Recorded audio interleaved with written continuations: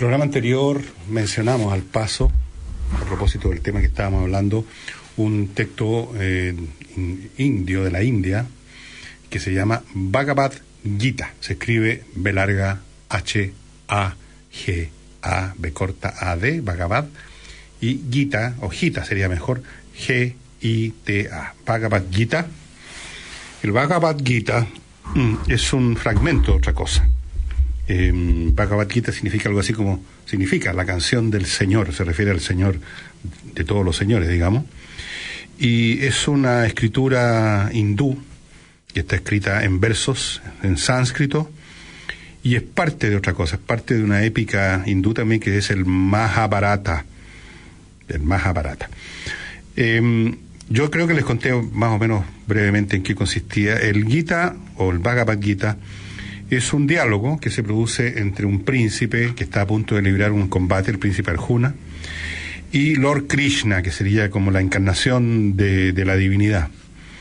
El príncipe Arjuna, como les digo, está en el campo de batalla, su ejército estará listo para entrar en combate. Frente a él, en el campo de batalla, está el enemigo, y Arjuna se queja y dice, ¿para qué voy a entrar en combate? Cuando ahí al otro lado incluso hay amigos, hay parientes, vamos a matarnos uno a otro, ¿a título de qué? Esto no tiene sentido. Y no tiene interés entonces en declarar, en iniciar las acciones, digamos.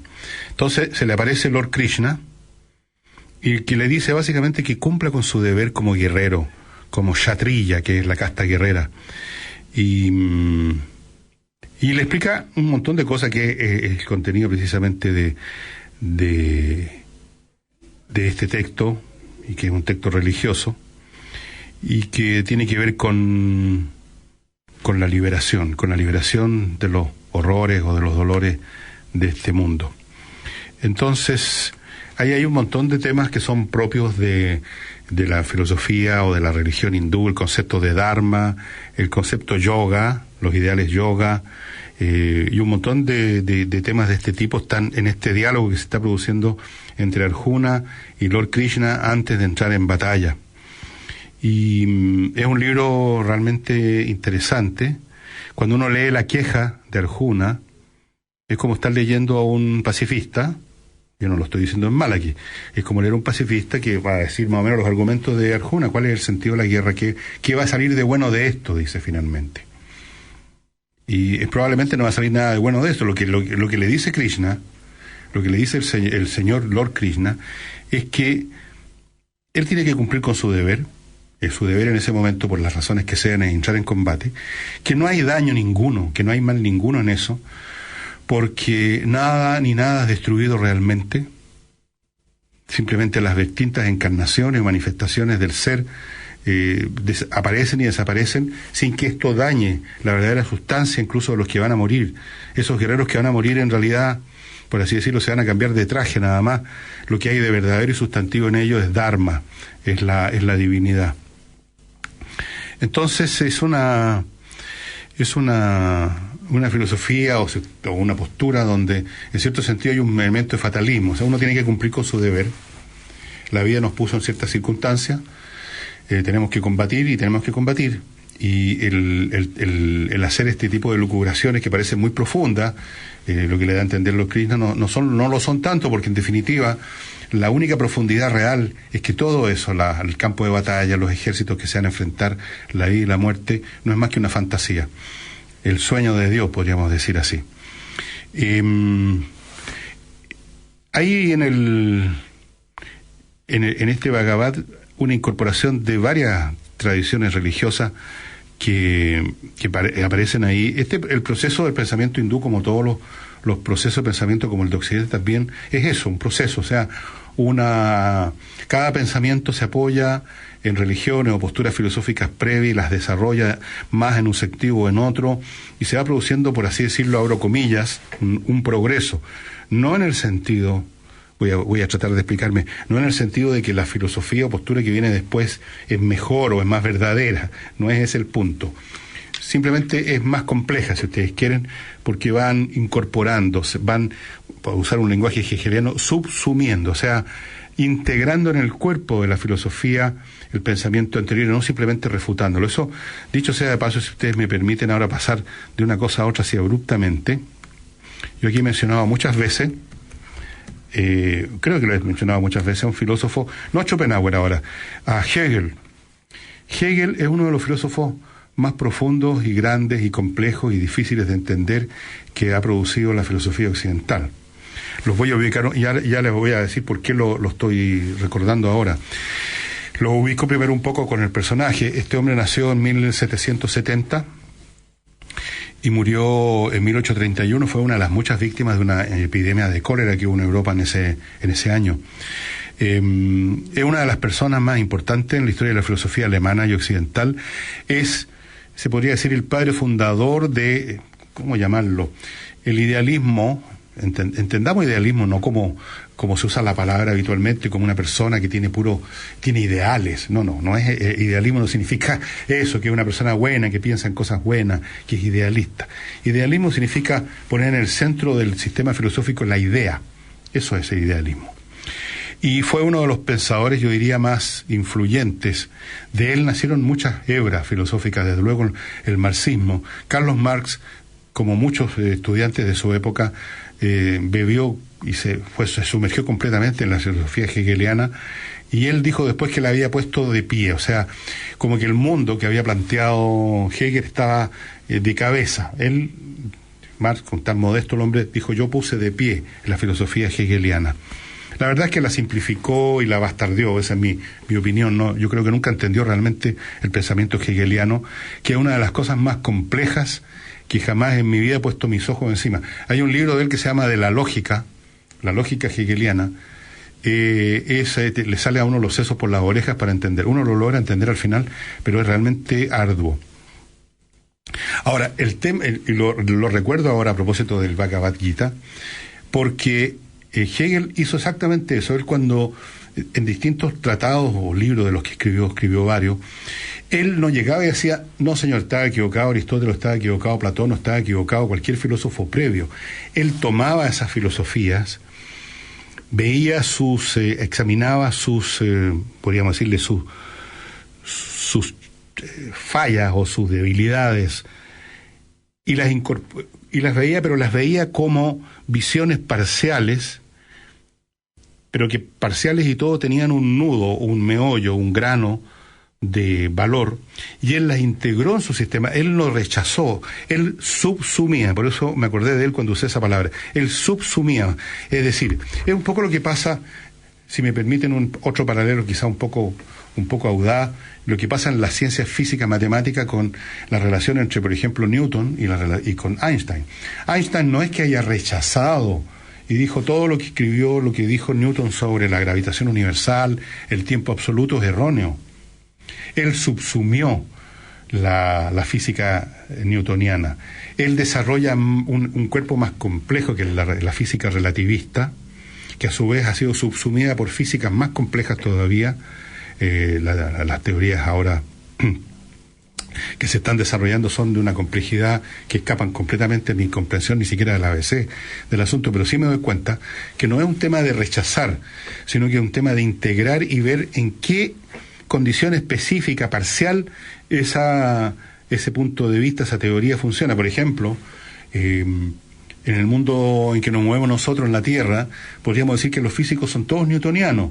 En el ámbito del espacio y tiempo dentro de la Tierra, se puede ser newtoniano. Se puede pensar el tiempo como absoluto. Se puede decir, por ejemplo, que hay una simultaneidad entre lo que yo hago aquí y lo que hace alguien a 10 kilómetros de distancia, porque las distancias son tan cortas que los procesos relativistas, que las relatividades que se manifiestan claramente a nivel cosmológico en la Tierra no. Entonces, uno, por supuesto, que en muchos sentidos acepta, toda la ingeniería acepta la física newtoniana hasta cierto punto, por así decirlo. Cuando se entra en otros temas más complejos, ya tenemos que recurrir a otros modelos matemáticos, físico-matemáticos. En filosofía, Hegel hizo lo mismo, y eso es lo interesante cuando uno lee a Hegel, de ver cómo toma, por ejemplo, los conceptos de la lógica de Aristóteles, y nos dice: no, todo esto está mal, los silogismos están mal, Aristóteles está equivocado. No, él ve lo que el ámbito en que funcionan esas lógicas y lo integra en un sistema más complejo. Eso es lo realmente más fantástico de lo que hizo Hegel, que entre paréntesis y como anécdota les cuento era el personaje odiado a muerte por mi querido amigo Albert Schopenhauer. Schopenhauer detestaba a Hegel, en parte por una cuestión de serlo profesional. Creo que les he contado que mientras Hegel era muy popular y las salas de clase en que él dictaba se llenaban de gente colgando por las ventanas, en las lámparas, cuando él quiso dar clase a la misma hora, en el mismo local que Hegel, Schopenhauer, no tenía más de 1 o 2 alumnos asistiendo a sus clases. A nadie le interesaba Arthur Schopenhauer, no les importaba en absoluto. Así es que este personaje, como les digo, subsume la filosofía previa y presenta, por así decirlo, en su opinión, como quien dice aquí, esta es la verdad, el conjunto. Esta es, y ahí viene la famosa lógica hegeliana, la dialéctica que se llama, que es la teoría de las contradicciones. La visión de Hegel sobre el mundo es de una enorme profundidad y uno llega a entender leyendo a Hegel que el mundo no funciona en el sentido aristotélico de es esto o es aquello. Él introduce en el meollo de la filosofía hegeliana hasta el concepto del choque entre opuestos, o sea, la contradicción dialéctica. O sea, las cosas son y no son al mismo tiempo. Son lo que son, pero al mismo tiempo están en un proceso interno dinámico en que distintas cosas opuestas están en conflicto, y es en ese conflicto que está basada en el movimiento, la dinámica del mundo. Y así sucesivamente. Él también nos hace entender, por ejemplo, que el fenómeno, lo que vemos, lo que sentimos, no es algo ajeno a la esencia. Cuando uno dice, esto es solamente superficial, la verdadera esencia de la cosa es esta otra, Hegel diría, la esencia se revela en el movimiento del mundo en su fenómeno. No son cosas distintas, el fenómeno es la esencia revelándose como manifestación en esta instancia del proceso de la vida del mundo. Verán ustedes qué interesante Hegel. Obras de él, qué sé yo, no soy filósofo ni profesor de filosofía, no estoy para recomendar obras, pero qué sé yo, hay unas cosas que son básicas si ustedes realmente se interesan. La fenomenología del espíritu, estas obras están en castellano. Hay unas lecturas de él que son clases que daba en las universidades y habían alumnos que tomaban nota, y eso se han convertido en las llamadas lecturas sobre estética, por ejemplo, lecturas sobre filosofía y la historia, un libro muy interesante, otro sobre filosofía de la religión, otro sobre historia de la filosofía, etcétera. Pero el libro quizás más importante sea el libro sobre de la lógica, que en alemán se dice Wissenschaft der Logik, que es un libro de una complejidad, como les digo, es más difícil que resolver un problema de mate en 8 jugadas o algo por el estilo. Muy difícil, pero es una lectura que es remunerativa. Y volvamos para atrás, estábamos en el Bhagavad Gita. Aquí, leyendo el Bhagavad Gita, que hay traducciones en español, hay un libro que yo les recomiendo, yo no sé si estará disponible, yo creo que no he visto ninguna publicación nueva. Había un escritor chino de mediados del siglo XX que se llamaba, y quizás algunos de sus papás de ustedes recuerdan, pero yo soy un hombre viejo y recuerdo lo que mi madre leía y heredé sus libros y los tengo. Se llamaba Lin Yutang, este filósofo.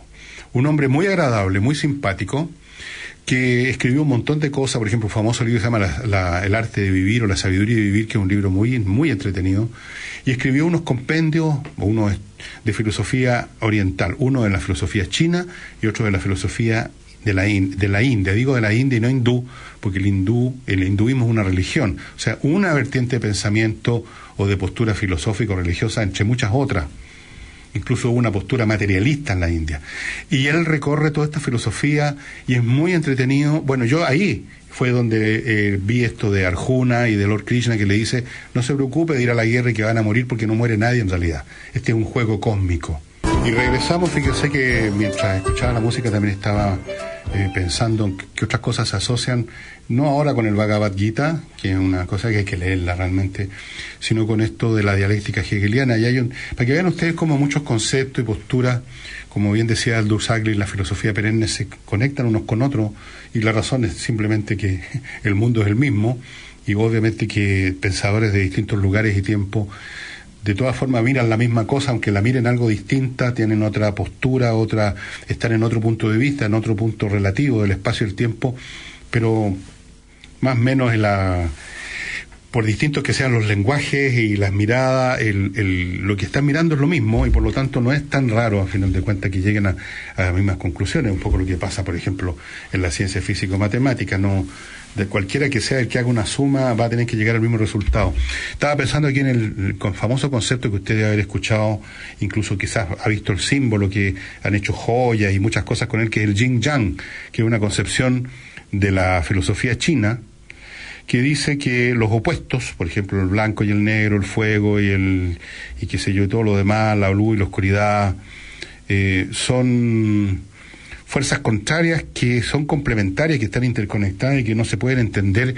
No solamente no se pueden entender la una sin la otra, sino que derivan una de otra, se producen mutuamente en un movimiento permanente. Por eso que la figura del Yin Yang, como ustedes ven, es un círculo con una especie de pescado con un ojo negro, un pescado blanco y un pescado negro con el ojo blanco, al revés, que entre los dos constituyen la superficie del círculo.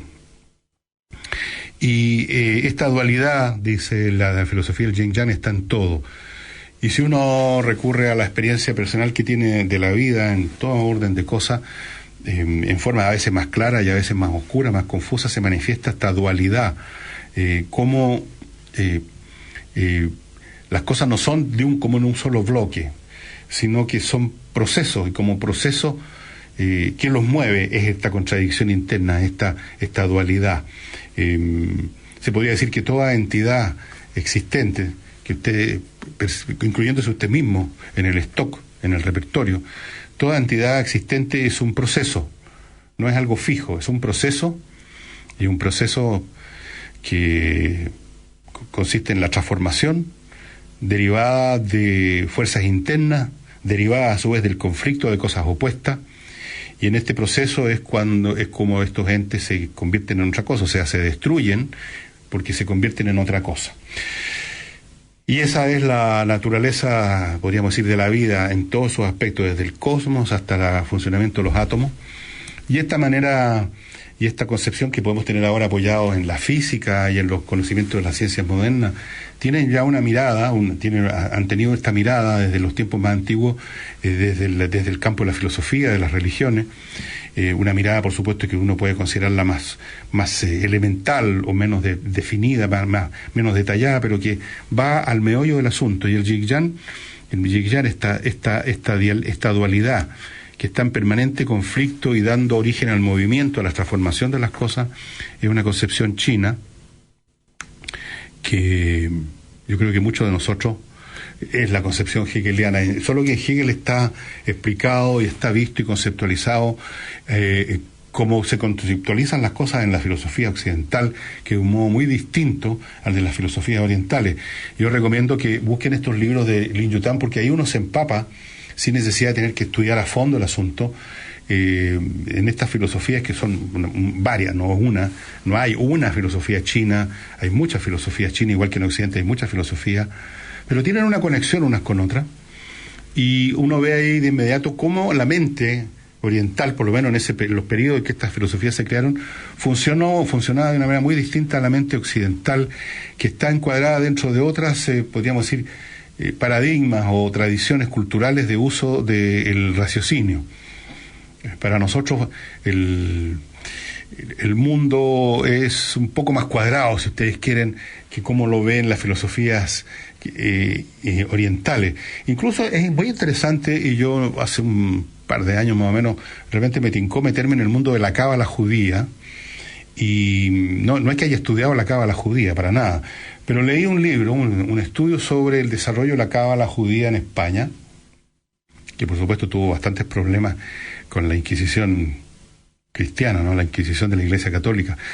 Pero ahí aparece este mundo de la Cábala como un mundo también donde todo es, cada palabra, cada letra, por ejemplo, de un texto sagrado, de los textos, digamos, de la palabra de Dios, se podría decir, son modificables, son mutables, se transforman, se interactúan unos con otros. El mundo, voy a simplificar enormemente, el mundo en esta visión cabalística es una entidad en movimiento ambigua, es como un tornasol. Mientras que nosotros en Occidente, por lo menos las tradiciones que nos vienen desde los griegos, el mundo es una cosa detallada y específica y un poco estática, si ustedes quieren. Es esto o lo otro. De ahí viene el famoso principio de la contradicción de Aristóteles. Eso, el principio de la contradicción de Aristóteles, no encaja en estas filosofías orientales, donde la contradicción no se rechaza, sino que se considera, no se rechaza como un error del conocimiento, porque esto es blanco o es negro, no. Se entiende que la contradicción es parte del ser mismo de las cosas, que es una visión, yo creo, bastante más profunda, pero que tiene también sus bemoles porque conduce a modos de pensamiento que dificultan, por ejemplo, la adquisición de la ciencia, el desarrollo de la ciencia, que requiere, especialmente en sus inicios, una visión más cuadrada, si usted quiere, más matemática, más precisa, más de modelos de laboratorio, que esto de concebir que todo es todo, todo puede ser todo, todo se transforma, todo está en permanente cambio. Una concepción así dificulta fijar las cosas para estudiar sus correlaciones. Fíjense ustedes que en toda la ciencia occidental, la ciencia en general, usted ve la relación entre las cosas como entes independientes que tienen una relación causal.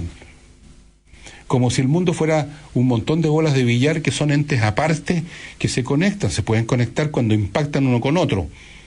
Pero no hay una unidad orgánica entre una bola y la otra en billar, ¿no es verdad?